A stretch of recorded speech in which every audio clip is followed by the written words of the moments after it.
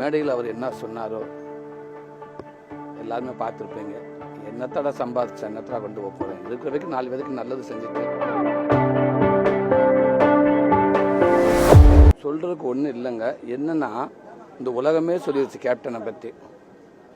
Captain யார், அவர் செஞ்ச புண்ணிய தர்மம் எல்லாமே இந்த உலகமே சொல்லிடுச்சு. இதுக்கப்புறம் நான் புதுசாக சொல்கிறதுக்கு ஒன்றும் இல்லை. என்னால் வர முடியலை. நான் ஷூட்டிங் ஸ்பாட்டில் இருந்தேன்.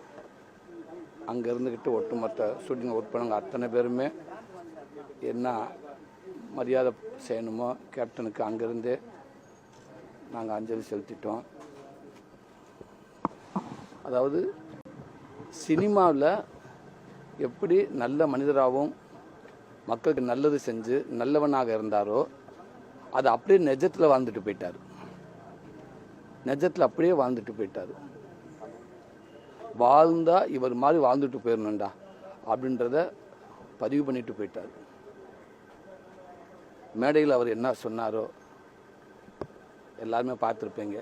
என்னத்தோட சம்பாதிச்ச என்னத்தோட கொண்டு போக போகிறேன், இருக்கிற வரைக்கும் 4 பேருக்கு நல்லது செஞ்சுட்டு 4 பேர் வாழ்த்துற அளவுக்கு வாழ்ந்துட்டு போயிடுவோம்டா அப்படின்னு மேடையில் என்ன சொன்னாரோ அது அப்படியே வாழ்ந்துட்டு போயிட்டார் மனுஷன்.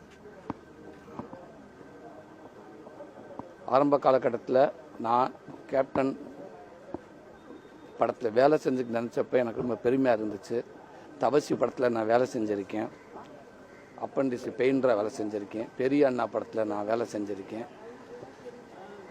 ஒரு மாபெரும் நல்ல மனிதன், மகான் கூட அவரோட ஷூட்டிங் ஸ்பாட்டில் நான் இருந்திருக்கேன்னு நினைக்கிறேன். எனக்கு பெருமையாக இருக்குது.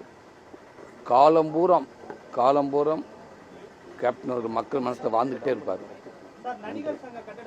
அவர் பேர் வைக்கணும்னு சொல்றாங்க. உங்களுக்கு சார் அது நீங்க எப்படி சார் பாக்குறீங்க? நடிகர் சங்க கட்டடத்துக்கு அவர் பேர் வைக்கணும்.